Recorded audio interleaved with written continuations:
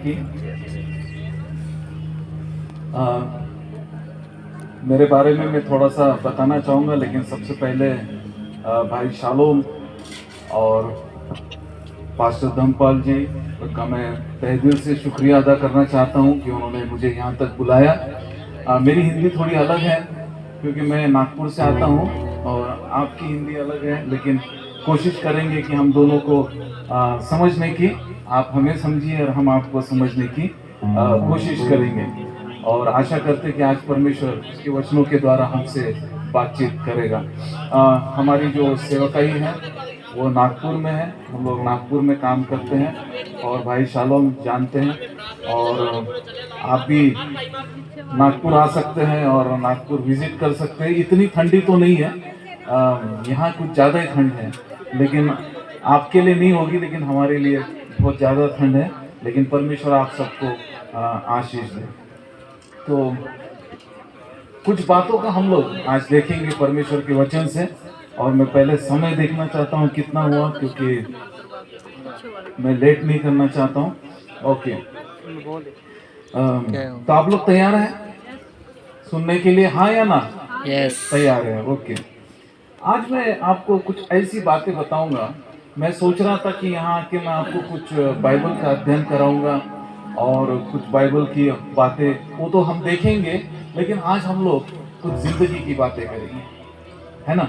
जिंदगी की बातें करेंगे, क्योंकि यदि हम जिंदगी में बाइबल की बातों को नहीं डाल सकेंगे तो शायद ये जिंदगी सफल नहीं बनेगी। कभी कभी हम लोग बाइबल की बातों को अलग कर देते हैं और जिंदगी की बातों को अलग कर देते हैं, और फिर हम कहते हैं कि सफलता क्यों नहीं है, हमारे घर में चंगाई क्यों नहीं है, परमेश्वर हमारी प्रार्थनाओं को क्यों नहीं सुनता है। लेकिन आज हम लोग दोनों भी बातों को एक करके हम लोग देखने की हम लोग कोशिश करेंगे। क्यों ना छोटी सी दुआ करें, अपनी आंखों को बंद करें और परमेश्वर से कहे कि परमेश्वर मैं तेरी वाणी को सुनना चाहता हूँ।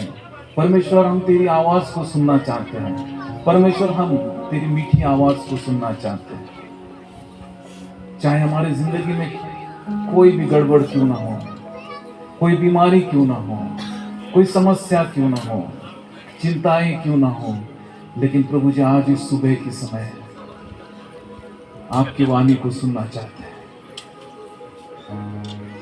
आज आपके वचनों के द्वारा प्रभु जी हमसे बातचीत कीजिए, क्योंकि हम आज बदल कर जाना चाहते हैं, हम नया बनकर जाना चाहते हैं, हम कुछ नया पाना चाहते हैं, हम कुछ नया सीखना चाहते हैं, हम नई जिंदगी जीना चाहते हैं, हम आनंद को पाना चाहते हैं, हम शांति को पाना चाहते हैं, हम शालोम को पाना चाहते हैं।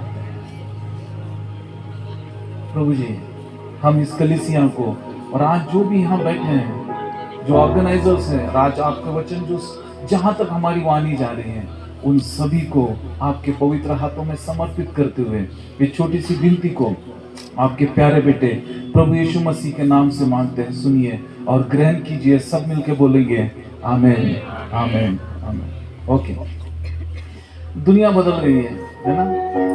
पहले आप तो बहुत वचन को सुनने के लिए आए हैं, लेकिन शहरों में आप जाएंगे, पास्टर साहब को मालूम है, वो आगरा से आते हैं, हमारे नागपुर में भी लोगों को समय नहीं है वचन सुनने के लिए। और वचन तो वही है, परमेश्वर का वचन तो वही है, वही वचन सुनाने हम आए हैं। हम कुछ आपको नया बताने आए नहीं है, वही वचन सुनाने आए हैं। लेकिन कोई सुनता है और कोई सुनता नहीं है। कोई सुनने का दिखावा करता है और कोई सही में सुन लेता है, और जो सही में सुन लेता है वो आशीष को पाता है, वो चंगाई को पाता है, और वो अपने जीवन में एक नया जीवन, नए जीवन को भी पाता है। किसी ने ऐसा कहा है कि वापस ले आया डाकिया चिट्ठी मेरी, वापस ले आया डाकिया चिट्ठी मेरी। बोला साहब पता तो सही है, लेकिन लोग बदल गए। साहब पता तो सही है, पता मतलब वचन तो सही है, लेकिन लोग बदल गए। आज विश्वास की बात करेंगे, आज विश्वास की बात करेंगे। ये बहुत इंपॉर्टेंट विषय है। आज विश्वास की बात करेंगे। परमेश्वर का वचन कहता है कि यदि आप में विश्वास नहीं है तो फिर आपका आना भी किसी काम का नहीं है, आपका प्रार्थना करना भी किसी काम का नहीं है, और फिर ये जिंदगी भी किसी काम की नहीं है। तो विश्वास करोगे तो ही होगा। और हम लोग कुछ वचनों को पढ़ेंगे।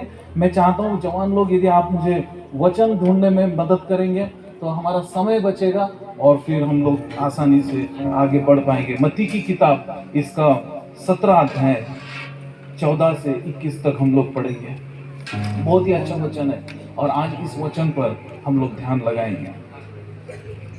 मैथ्यू 17:14 से मैं आपके लिए के पास पहुंचे तो एक मनुष्य उसके पास आया और उन्हें टेक कर कहने लगा, हे प्रभु, मेरे पुत्र पर दया कर, क्योंकि उसको मिर्गी आती है और वह बहुत दुख उठाता है और बार बार आग में और बार बार पानी में गिर पड़ता है।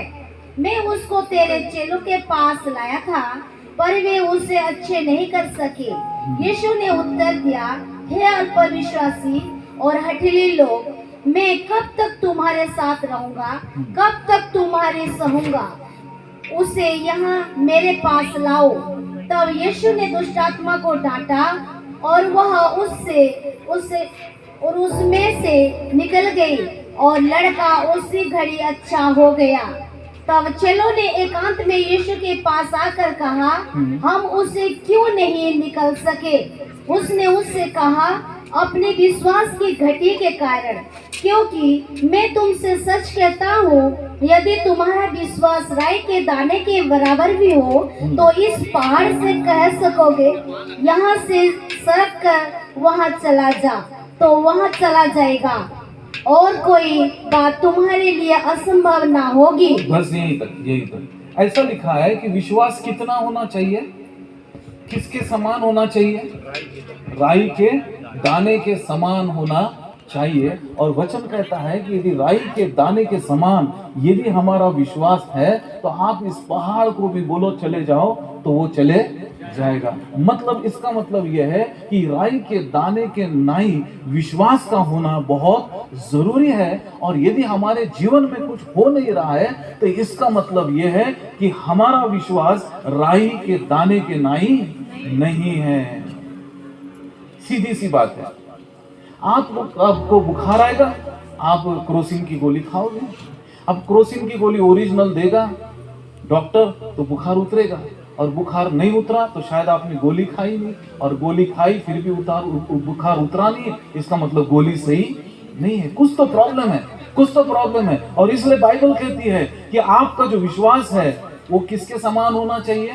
राई के दाने के समान होना चाहिए, राई के समान होना चाहिए। लेकिन ये राई का दाना क्या है और ये क्या चीजें है, किस प्रकार के विश्वास के बारे में बाइबल कहती है, आज यही हम लोग देखने वाले हैं, यही देखना चाहते हैं। और ये राई का दाना क्या चीज है ये हम समझने की हम लोग कोशिश करेंगे। अब इसको समझने के लिए हमको बाइबल के कुछ उदाहरण देखने पड़ेंगे। यूहन्ना की किताब में ऐसा होता है, यदि आप मेरी तरफ ध्यान लगाओगे तो वचन में ज्यादा नहीं जाएंगे और भाई शालोम हमको मदद करेंगे वचन पढ़ने के लिए, लेकिन आप इधर ध्यान दो।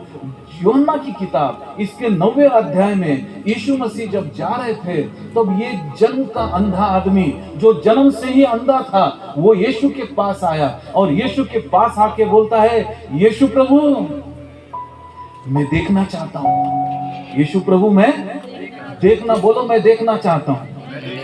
हम देखना चाहते हैं। वो अंधा था, उसने दुनिया को नहीं देखा था, उसने सूरज को नहीं देखा था, उसने चांद को नहीं देखा था, उसने दिन और उजाला और रात नहीं देखी थी। और वो यीशु को कहता है, यीशु प्रभु मैं देखना चाहता हूँ। और यीशु ने क्या किया? यीशु प्रभु ने अपनी थूक दिया मिट्टी का कीचड़ बनाया और उसकी आंखों पर लगा दिया, लेकिन वो ठीक नहीं हुआ। तब वो ठीक नहीं हुआ। जब कीचड़ लगाया तो उसको कहा कि देखो पास में ही एक तालाब है, जिसका नाम शीलो है, उस तालाब में आपको जाना है और जाकर अपनी आंखों को धोना है। और आंखों को धोने के बाद में आपको दृष्टि आएगी और फिर आप देखने लगोगे। और मुझे बड़ा अच्छा लगता है कि राई के दाने के जैसे विश्वास की बात हम लोग देख रहे हैं। ये जो अंधा आदमी जिसने कभी कोई चमत्कार नहीं देखा था, जिसने यीशु का चेहरा नहीं देखा था, जिसके यीशु मसीह के बारे में थोड़ा बहुत मालूम था लेकिन देखा तो कुछ नहीं था, शायद उसने अपने माँ बाप को भी नहीं देखा था, किसी को नहीं देखा था, दुनिया को नहीं देखा था। लेकिन जब यीशु ने कहा कि जाओ और मैंने तुम्हें चंगा कर दिया है, लो लेकिन तालाब पर जाना पड़ेगा और पानी से धोना पड़ेगा। लेकिन जब तक वो तालाब पर नहीं गया वो अंधा ही था। जब तक वो तालाब पर नहीं गया तब तक वो क्या था? बोलो अंधा था। लेकिन वो विश्वास से चलता चला गया क्योंकि यीशु ने उसे कहा था कि तू चंगा हो गया है। और शायद रास्ते में उसके दोस्त मिले होंगे, ए अंधे आदमी तू कहां जा रहा है? ए भाई मुझे अंधा ना बोल, मैं चंगा हो चुका हूं। कहां है? यीशु ने मुझे मिट्टी लगा दिया है, मेरी आंखों पे कीचड़ लगा दिया है, मैं चंगा हो गया हूं। भाई आप तो देख नहीं पाते हो, फिर कहां से चंगे हो गए? नहीं, अभी मिट्टी लग गई है, कीचड़ लग गया है, मैं जाने वाला हूं तालाब में, अपना मुंह धो लूंगा, अपनी आंखों को धो लूंगा। और जब तक वो तालाब पर गया नहीं उसने यही कहा, मैं चंगा हो गया हूं, मैं चंगा हो गया हूं, मैं चंगा हो गया हूं, मुझे आंखें मिल गई हैं, मैं देख सकता हूं, मुझे चंगाई मिल। यही वो विश्वास है कि यीशु ने बोला आप चंगे होगे तो होगे। लोग बोलेंगे आप तो अभी भी बीमार दिख रहे हैं, आपकी आंखें ठीक करो भैया। हम तालाब जाएंगे, अपनी आंखों को धोएंगे और दुनिया को देखेंगे। अरे आप तो भैया देख नहीं पा रहे हो। नहीं, हम वचन सुन के आए हैं, परमेश्वर ने हमें प्रॉमिस किया है, परमेश्वर ने हमको वादा किया है, हम जा रहे हैं और हम चंगे हो गए हैं। चंगे होकर आ नहीं रहे, हम चंगे, बोलो हम चंगे हो गए, हम ठीक हो गए हैं, हम खुश हो गए हैं। यीशु ने आपसे वादा किया है और ये वो विश्वास चाहता है परमेश्वर यही विश्वास चाहता है, खुदा यही विश्वास चाहता है कि हम इस प्रकार का विश्वास करें। बात वो पानी में नहीं थी, बात वो कीचड़ में नहीं थी, बात उसके विश्वास की थी। बात आज आपके और मेरे विश्वास की है। उसने हमारे जीवन में कीचड़ लगा दिया है और अभी सिर्फ हमें बोलना है, दूसरों को भी बोलना है, सभी को बोलना है, हमारे घरों में बोलना है कि परमेश्वर ने मुझे चंगा किया है। हमारी बीमारियां निकल गई, हमारी बीमारियां निकल गई। लोग कहेंगे आप तो अभी भी खांस रहे हो, हम चंगे हो गए। यीशु ने कहा हम चंगे। एक उदाहरण देता हूँ, मैं बहुत छोटा था तब मैं टीवी पे एक उदाहरण देख रहा था। तब एक गॉड चैनल आता था, उस गॉड चैनल में मैं उदाहरण सुन रहा था और उसने मुझे, उस उदाहरण में, उस गवाही ने मुझे विश्वास में मजबूत कर दिया। एक व्यक्ति गवाही दे रहा था और उसने कहा कि मैं 17 साल का था और मैं डॉक्टर के पास गया, मुझे बहुत खांसी आती थी, मैं बहुत बीमार रहता था और डॉक्टर के पास गया तो डॉक्टर ने कहा कि आपको टीबी है और आप सिर्फ 6 महीना जिंदा रहोगे और फिर मर जाओगे। और फिर मैं उसके पास ट्रीटमेंट लेते रहा और फिर वो कहा कि अभी आपके पास में 3 महीना है, फिर आप मर जाओगे। लेकिन किसने तो भी उन्हें वचन दिया, बाइबल दी, परमेश्वर का वचन उन्होंने पढ़ा और पढ़ने के बाद में उन्होंने विश्वास किया कि वो चंगे हो गए हैं। और फिर वो डॉक्टर के पास गए और डॉक्टर ने कहा आपके पास सिर्फ 15 दिन है। और वो डॉक्टर से कहा नहीं डॉक्टर साहब मैं चंगा हो गया हूँ। डॉक्टर साहब हंसने लगे क्योंकि डॉक्टर साहब को लगा कि इसका दिमाग खराब हो गया है, क्योंकि बुद्धि खराब हो गई है। और फिर वो फिर से गए, डॉक्टर ने कहा आपके पास सिर्फ 4 दिन बाकी है। और ये जो पेशेंट था उसने कहा नहीं मैं चंगा हो गया हूँ, मेरे प्रभु ने मुझे चंगा कर दिया है। और फिर वो डॉक्टर के पास गया, डॉक्टर कहा हार्डली 1 या 2 दिन आप जिंदा रहोगे, फिर मर जाओगे। फिर कहे कुछ घंटों में आप मर जाओगे। और फिर ऐसा करते करते करते और वो जो गवाही दे रहे थे उन्होंने कहा आज मैं 80 साल का हो गया हूँ, आज भी मुझे टीबी है और आज भी मैं जिंदा हूँ। हर एक का अलग अलग तरीका होता है चंगा होने का। परमेश्वर हर एक को अलग अलग रीति से चंगा करता है। मेरे में अलग चंगाई होगी, आप में अलग चंगाई होगी। आपकी जिंदगी अलग है, मेरी जिंदगी अलग है, आपका विश्वास अलग है, मेरा विश्वास अलग है। परमेश्वर की योजनाएं आपके लिए अलग है और परमेश्वर की योजनाएं मेरे लिए अलग है। हमारे गांव में जहां मैं रहता हूं, वहां पे एक व्यक्ति को मिलने में जाता था हमेशा, और हमेशा जब मिलने जाता था तो उनके पैर में एक जख्म थी, और वो जख्म देखकर मैं समझ गया था ये तो गैंग्रीन है। गैंग्रीन समझते हैं आप? गैंग्रीन की जख्म है और इससे उनको पैर काटना पड़ेगा। और फिर हम उनको हॉस्पिटल लेके गए, और हॉस्पिटल लेके जाते समय मैंने उनके लिए प्रार्थना की, और उन्होंने कहा देखो खुदा चंगा कर सकता है। लेकिन मैं तो तब बहुत ही छोटा था और जवान था, लेकिन मैं जब उनको हॉस्पिटल लेके जा रहा था तो मैंने कहा कि परमेश्वर खुदा आपको चंगा कर सकता है। और उनको मालूम नहीं क्या हुआ, हम डॉक्टर के पास लेके गए और डॉक्टर ने कहा कि आपको पैर काटना पड़ेगा। वो रोने लगे। हम दूसरे डॉक्टर के पास लेके गए, 4 डॉक्टर बदले, चारों डॉक्टर ने वही सलाह दी कि उनको पैर काटना पड़ेगा। और फिर वो रोने लगे। लेकिन घर में आए, घर में आने के बाद मैं उनके लिए दवाइयाँ खरीद के लाया, और मैंने उनको कहा कि देखो डॉक्टर ने ये दवाइयाँ आपको दी है, आपको ये दवाइयों को लेना है। और फिर मैं 7-8 दिन बाद फिर से उनके पास में गया और उनको कहा साहब आपने दवाई ले ली है? तो उन्होंने कहा कि नहीं, मैंने दवाई नहीं ली। मुझे गुस्सा आया। मैंने कहा हम इतने बड़े डॉक्टर के पास गए, हजारों रुपए दिए, आपने दवाई क्यों नहीं ली? तो उन्होंने कहा क्योंकि आपने ही तो बताया कि आपका खुदा चंगा करता है। तो मैंने दवाई लेनी बंद कर दी। मैं डर गया। मैंने कहा बोलना तो आसान है, लेकिन यदि ये चंगा नहीं हुआ तो बहुत मुश्किल हो जाएगी। मैं 2-3 दिन बाद फिर से गया। उनकी जो वाइफ है उनको कहा कि इनको बताइए कि दवाई लेना है, नहीं तो इनका पैर कट जाएगा। और उनके वाइफ ने बोला नहीं, उन्होंने भरोसा कर दिया है यीशु पर कि यीशु चंगाई देगा, और उन्होंने कहा कि मेरा पैर टूटने वाला नहीं है। मैं वहां से भाग गया। मैं छोटा था। मैं कहा अभी इनका पैर टूटेगा और सारे गांव के लोग मुझे बोलेंगे ये कौन व्यक्ति है आके बोलता है खुदा पर भरोसा रखो, खुदा पर भरोसा रखो, यीशु पर भरोसा रखो। और मैं 1 महीने तक उनके घर नहीं गया, और एक दिन रात को छुप के उनके घर गया। 3 महीने के बाद में छुप के घर में गया, और वो कहने लगे, तब मोबाइल वगैरह नहीं था ज्यादा, और मुझे डांटने लगे कि आप आते क्यों नहीं? आपने उस दिन हमारे लिए प्रार्थना की, आपने यीशु का नाम बताया, आज 3 महीने हो गए हमने दवाई नहीं खाई, आप आते क्यों नहीं? मैंने कहा कि मुझे बहुत काम है, मैं व्यस्त रहता हूँ इसलिए नहीं आ पाया। तो बोले मैं आपको कुछ दिखाना चाहता हूँ। मैं नहीं, मैं देखना नहीं चाहता, मुझे मालूम है आपकी हालत बहुत खराब है। नहीं आओ देखो, जख्म सूख गई है, जख्म सूख गई। मैंने बोला ये कैसे हुआ? आपने ही तो बताया था यीशु पर भरोसा रखो तो जख्म सूख जाती है। तो मैंने तब से मेडिसिन नहीं लिया, यीशु पर भरोसा रखा, और उसी घर में हमने चर्च चालू कर दिया, और आज उसी घर में कलीसिया होती है। और उन्होंने वादा किया कि मैं जिंदगी में कभी भी जूता नहीं पहनूंगा, ताकि लोग मेरा आधा टूटा अंगूठा देखे और पूछे कि ये क्या हुआ, तो हम बता सके कि यीशु ने मुझे चंगा किया। कुछ भी हो सकता है, लेकिन विश्वास कैसा होना चाहिए? राई के दाने के नाई होना चाहिए। अंधा आदमी ठीक हो गया, अंधा आदमी ठीक हो गया, और वो खुश हो गया। पानी में उसने धो लिया अपने मुंह को, और वो जिंदगी को देखने लगा। आज परमेश्वर आपको खुदा ऐसी जिंदगी में बातों को बताएगा कि आप समझ भी नहीं पाएंगे। मैं पहली बार इधर आया हूँ हरियाणा में, और मैं देखने लगा खूबसूरती, नए लोग, नया कल्चर, नई संस्कृति, नई भाषाओं को।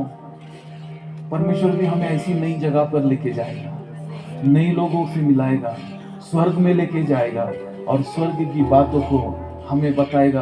और तुम हमें देखकर बड़ी खुशी होगी कि हाँ, ये हरियाणा कितना सुंदर है, कितना हरा हरा है, और कितना हरा भरा है। और यहाँ पे हम इस चंगाई को देखते हैं। आपको और एक व्यक्ति को याद दिलाता हूँ बाइबल से, जो कि मत्ती की किताब इसका 14 अध्याय में लिखा है। पतरस नाम का एक व्यक्ति था।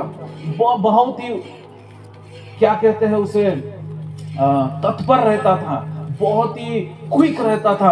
और जब वो जहाज से नाव में बैठकर जा रहा था, अंधेरा था, कुछ दिख नहीं रहा था, नाव में बैठा था, समंदर में जा रहा था और उसके साथ में कुछ चेले थे और उसने देखा कि अंधेरे में कोई आ रहा है और उसे लगा कि ये कौन है जो पानी पे चल के आ रहा है। और जब उसने पास से देखा, अरे ये तो यीशु प्रभु है, यीशु प्रभु पानी पे चल के आ रहे हैं। और उसने जोर से आवाज लगाई और कहा, यीशु प्रभु क्या मैं भी पानी पर चल सकता हूँ? यीशु प्रभु कहते हैं, जब मैं चल सकता हूँ तो आप क्यों नहीं चल सकते? और पतरस जो था बड़ा उतावला था और उसने कुछ देखा नहीं, पानी ठंडा है, गर्म है, और वो क्या किया, उसने छलांग लगा दी और पानी से चलने लगा। ये हमारा परमेश्वर है, वो चाहता है कि हम पानी पे चले। पानी पे चलने का मतलब है कि हम ऐसी ऐसी बातों को हमारे जिंदगी में अनुभव ले कि जो ना किसने देखी थी,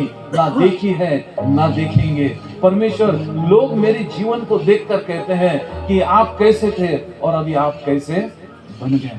हमको कॉलेज से रेस्ट्रिकेट कर दिया था, स्कूल से निकाल दिया था और हमारे प्रिंसिपल ने कहा था कि इनकी बुद्धि काम नहीं करती है, इनकी बुद्धि चलती नहीं है और ये हमारे स्कूल का नाम खराब कर रहे हैं क्योंकि रिजल्ट हमेशा इनका फेल आता है, इन्हें निकाल दो। और फिर बड़े हमारे माँ बाप ने विनती करके हमें कॉलेज में फिर से रखा कि ये एग्जाम होने दो, लेकिन परमेश्वर ने हमारी जिंदगी को बदल दिया। मैंने अपने आप को परमेश्वर के हाथ में समर्पित कर दिया और मैंने कहा, प्रभु बुद्धि बनाने वाले आप हैं, ज्ञान को देने वाले आप हैं। मैं पढ़ता हूँ लेकिन कुछ समझ में नहीं आता और परमेश्वर ने बदल दिया और मैं अच्छी मार्क्स से पास हो गया और मैं आज भी पढ़ता हूँ। मैं अपनी पढ़ाई को रोका नहीं हूँ क्योंकि परमेश्वर ने मुझे आशीषित कर दिया है। और इसलिए विश्वास होना बहुत जरूरी है, विश्वास होना बहुत जरूरी है। और विश्वास टाइम के चलते बदलना भी चाहिए, विश्वास बढ़ना चाहिए। यदि विश्वास बढ़ता नहीं है और विश्वास यदि वैसा ही रहता है तो वो विश्वास खत्म हो जाता है। और इसलिए विश्वास रोज और रोज, हर रोज बढ़ना चाहिए। किसी ने ऐसा कहा है कि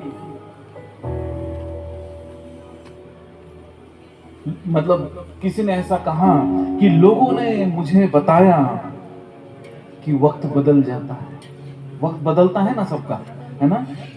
लोगों ने मुझे बताया कि वक्त बदल जाता है, लेकिन वक्त ने मुझे बताया कि लोग बदल जाते हैं। लोग बदल जाते हैं। जब चंगाई को पा लेते हैं फिर चर्च में नहीं आना है।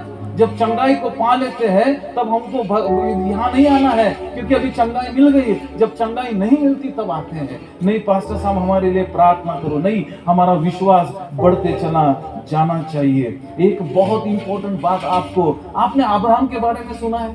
अब्राहम के बारे में बताता हूँ। अब्राहम और उसकी पत्नी सारा, उसको बच्चा नहीं हो रहा था, बच्चा नहीं था। और जब वो 75 साल के थे तब परमेश्वर ने उन्होंने प्रॉमिस किया अब्राहम को कि मैं तुझे एक संतान दूंगा और उसे आशीषित किया। 1 साल हो गया, संतान नहीं हुई। 2 साल हुआ, संतान नहीं हुई। 3 साल हो गया, संतान नहीं हुई। 25 साल तक कोई संतान नहीं हुई। उसकी पत्नी अपने पति से, अब्राहम से पूछती गई कि आपके परमेश्वर ने वादा किया है और अभी तक हमें संतान नहीं है, अभी कैसा होगा? और जब वो 100 साल का हुआ अब्राहम, तब जाके उसको एक संतान हुई। और जब वो संतान हुई तो परमेश्वर का दर्शन हुआ और परमेश्वर अब्राहम को बोलता है, अब्राहम मैं चाहता हूं कि तू कुछ करे। आप सुनिए, वो कहता है कि अब्राहम मैं चाहता हूं कि तू मेरे लिए कुछ करे। और अब्राहम कहता है, प्रभु मैं आपके लिए क्या करूं और मैं आपके लिए क्या कर सकता हूं? परमेश्वर कहता है कि मैं चाहता हूं कि आप मुझे एक बलि चढ़ाएं। क्या चढ़ाएं? बलि चढ़ाए। और कहता है परमेश्वर जरूर, मैं जरूर बलि को चढ़ाऊंगा। और वो अपने बलि के लिए तैयारी करता है, लेकिन उसे कहता है कि तुझे अपना जो बेटा मैंने दिया है उसकी बलि चढ़ाना है। ये कैसे हो गया? ये कौन सा खुदा है? ये कौन सा परमेश्वर है जो बच्चों की बलि देने के लिए बोलता है? लेकिन अब्राहम शांत था। अब्राहम ने कुछ नहीं बोला। अब्राहम ने अपने पत्नी से कुछ नहीं बोला। अब्राहम ने कुछ नहीं बताया घर में, सब कुछ तैयारी की। अपने नौकर को लिया, अपने जो साथ में थे कर्मचारी उनको लिया, और उनके साथ में वो अपने बेटे को लेकर और वो लकड़ियों को बांधकर, क्योंकि उसको इस प्रकार की वेदी को बनाना था, इसके ऊपर एक मेमने को सुलाना था और उसका वध करना था। लेकिन बच्चा पूछता है, पापा ये तो हमने सब कुछ ले लिया लेकिन मेमना नहीं लिए। लेकिन अब्राहम बोलता है, आप शांत रहिए, परमेश्वर जरूर हमें मेमना देगा। और बाकी जो उसके साथ में चेले थे, वो चेले कह रहे हैं कि साहब आपने सब कुछ ले लिया है लेकिन मेमना नहीं लिया।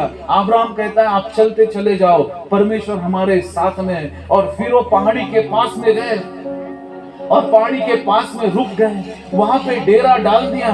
और डेरा डालने के बाद वो जो बच्चा है, बच्चे को उसने ले लिया, इसहाक को अपने साथ में लिया अब्राहम ने। और अब्राहम कहता है कि हमें पर्वत के ऊपर जाना है और वहां पे परमेश्वर की आराधना करना है। और यदि आप वचन पढ़ेंगे उत्पत्ति की किताब इसका 22वां अध्याय और 5वां वचन, वहां सब कुछ हो गया।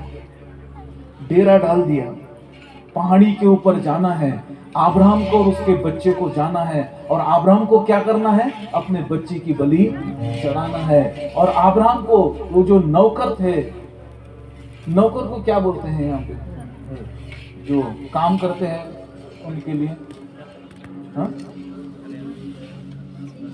जो मजदूर थे उनके, वो पूछने लगे, ये जो नौकर थे वो पूछने लगे कि साहब अभी आप क्या करने के लिए जा रहे हैं? आपके पास में मेमना तो नहीं है बलि चढ़ाने के लिए। और एक खूबसूरत बात अब्राहम बोलता है जो हम सब ने सीख लेनी चाहिए। और यदि आप और मैं इस बात को सीखेंगे तो जरूर हमारे जिंदगियों में चमत्कार होगा, हमारी जिंदगियां बदल जाएगी। और अब्राहम अपने चेलों की तरफ देखता है, अपने नौकर की तरफ देखता है और उन्हें कहता है, आप शांत रहिए, यहाँ बने रहिए, आप खाइए पिए और हम ऊपर जाएंगे, परमेश्वर की आराधना करेंगे और हम वापस आएंगे। उसने ऐसा नहीं कहा मैं जा रहा हूँ मेरे बेटे को ऊपर बलि चढ़ाकर मैं अकेला वापस आऊंगा, ऐसा नहीं कहता है। वो कहता है कि हम जा रहे हैं, परमेश्वर की आराधना करेंगे और फिर वापस आएंगे। जब आज इस चर्च में आप आए हैं, आज यहाँ पर वचन सुनने आए हैं, बहुत लोगों ने पूछा होगा आपको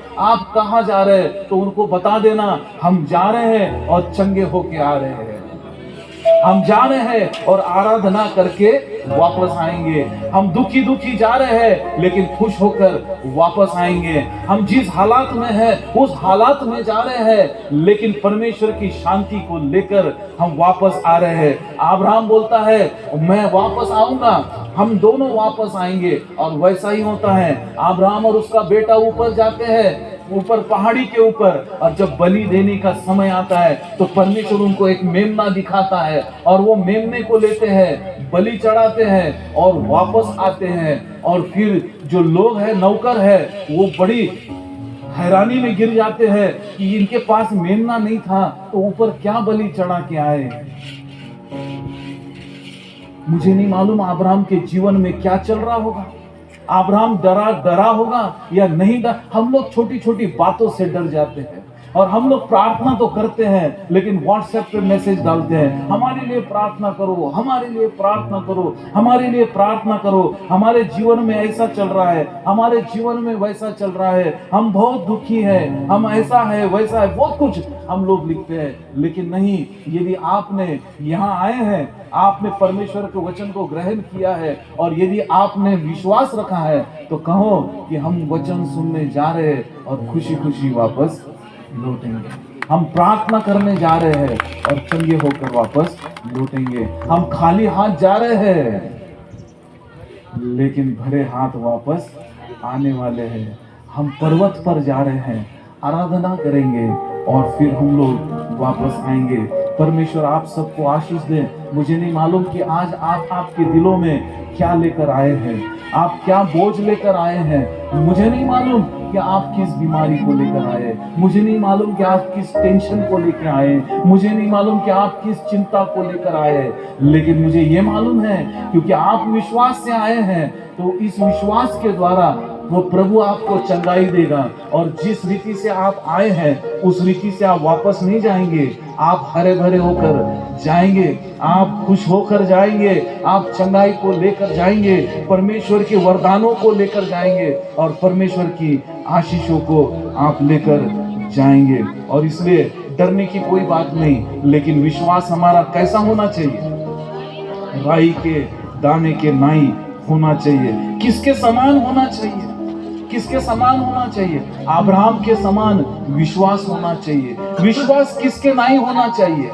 वो जो अंधा आदमी था, जो कि कीचड़ लगाकर ही बोलता है कि मैं चंगा हो गया हूं। हम तो प्रार्थना डाल दिए, पास्टर साहब को बोल दिए कि हमारे लिए प्रार्थना करो, और पास्टर साहब प्रार्थना करने लग गए और आप बोल दो कि हम चंगे हो गए, क्योंकि हमारे पास्टर साहब हमारे लिए प्रार्थना कर रहे हैं। और इसलिए उस अंधे विश्वासी के नाई हमें बनना है। लेकिन आज एक चेतावनी देना चाहता हूं, और ये चेतावनी आप लेके चलिए, क्योंकि मैंने आपको बहुत अच्छी बातें तो बता दी, लेकिन ये और इम्पोर्टेंट बात यदि नहीं बताऊंगा तो मुश्किल हो जाएगी। और यहाँ पे एक समय था कि यीशु मसीह अपने चेलों के साथ में रास्ते से जा रहे थे। देखो जिंदगी कैसी होनी चाहिए। इस प्रकार यदि आपकी जिंदगी नहीं है तो आप और मैं खतरे में पड़ जाओगे। यीशु मसीह के चेले और यीशु मसीह ऐसे रास्ते से जा रहे थे, और जाते जाते उन्होंने एक पेड़ को देखा, और वो पेड़ इतना सुंदर था, काफी हरा भरा था और बहुत ही अच्छी छांव देता था।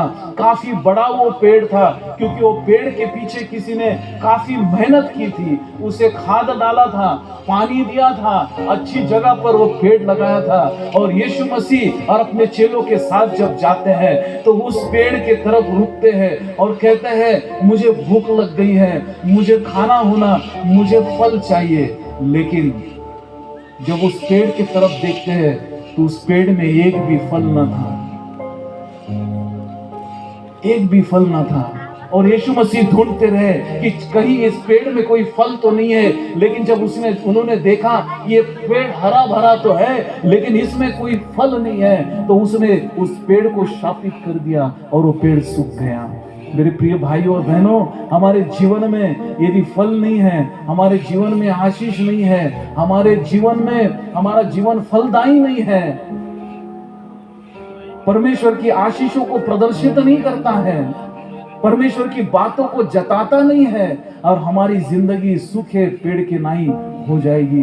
लेकिन इसलिए मैं कहता हूं कि विश्वास करो, लेकिन विश्वास में बढ़ते और बढ़ते और बढ़ते और बढ़ते चले जाओ। हर एक के जीवन में अलग अलग रीति से चमत्कार परमेश्वर करेगा। आपके विश्वास के अनुसार परमेश्वर आपको चंगाई देगा, आपके जीवन को बदलेगा। लेकिन हमारा विश्वास उस राई के दाने के नाई होना बहुत जरूरी है। और मैं जानता हूं कि आपका विश्वास है, और इसलिए आप यहाँ आए हैं, और इसलिए मैं आपके लिए प्रार्थना करना चाहता हूं, ताकि आप जिस विश्वास से आए वो विश्वास आपके जीवन में पूरा हो जाए। बहुत सारे लोग यीशु मसीह के पास आए चंगाई के लिए, और यीशु मसीह ने यही कहा, जा तुझे तेरे विश्वास ने चंगा किया है। और आज मैं भी आपको कहता हूँ, आज जिस विश्वास से आप यहाँ आए हैं, परमेश्वर की आशीषों को लेकर आप जाएंगे।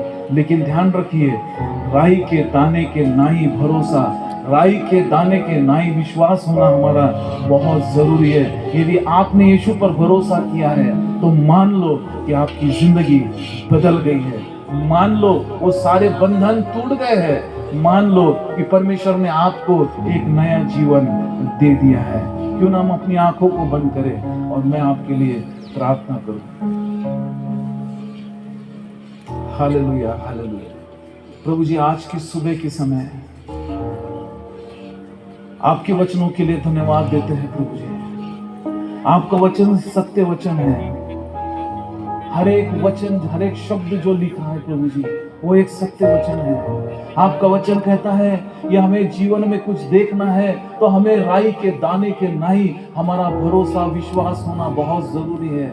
और प्रभु जी आज जो लोग यहाँ बैठे हैं वो इसीलिए बैठे हैं प्रभु जी क्योंकि उनका विश्वास उस राई के दाने के नाई है प्रभु जी। और उन सभी अपने घरों को छोड़कर, अपने कामों को छोड़कर आपके वचन को सुनने, आपकी सेवा करने वो यहाँ आए हैं प्रभु जी। आपकी आशीषों को पाने के लिए आए हैं, आपके मधुर वाणी को सुनने के लिए आए हैं। और क्योंकि प्रभु जी इन सभी का विश्वास उस अंधे आदमी के नाई है, उन सभी का विश्वास प्रभु जी उस अब्राहम के नाई है प्रभु जी। और आज हम दुआ करते हैं कि जो सब लोग आज यहाँ बैठे हैं, हम आपके आशीषों को मांगते हैं कि आप नासरी यीशु के नाम से प्रभु जी आशीषित कर दीजिए इस कलीसिया को, ताकि प्रभु जी ये कलीसिया आपके स्वर्गीय वरदानों से भर जाए, कोई भी दुखी ना रहे, चंगे हो जाए प्रभु जी। हम आपकी चंगाई को मांगते हैं, आपकी आशीषों को मांगते हैं, आपकी शांति को मांगते हैं, आपके उस नए जीवन को, आपके उद्धार को मांगते हैं। यदि कोई भाई बहन हमारे बीच में है जिन्होंने आपके उद्धार को नहीं पाया है, हम उनके लिए प्रार्थना करते हैं प्रभु जी, क्योंकि वो उस विश्वास को लेके आए हैं। आप उनकी जिंदगी को बदल दीजिए और होने दीजिए प्रभु जी। जब वो अपने घरों में जाएंगे तो दुनिया के लोग इन्हें देखकर कहेंगे कि ये लोग बदल चुके हैं, ये पहले जैसे नहीं रहे। यीशु ने इन्हें बदल दिया है, यीशु ने इन्हें बदल दिया है। जब दानियल को डाला था शेरों के बीच में, और जब वो नहीं मरा, और जब वो सुबह सुरक्षित बाहर आया, तो सारी दुनिया ने कहा इसके प्रभु ने इसे बचा लिया है। और आज आप भी जब घरों में जाएंगे और एक नई जीवन का अनुभव करेंगे, तो सारी दुनिया कहेगी इनके यीशु ने इन्हें बदल दिया है, इनके यीशु ने इन्हें चंगा कर दिया है। परमेश्वर आप सबको आशीष दे। प्रभु जी हम फिर से एक बार इस कलीसिया को और सभी को आपके पवित्र हाथों में समर्पित करते हुए इस छोटी सी विनती को आपके प्यारे बेटे प्रभु यीशु मसीह के नाम से मांगते हैं। सुनिए और ग्रहण कीजिए। सब मिलके बोलेंगे आमीन।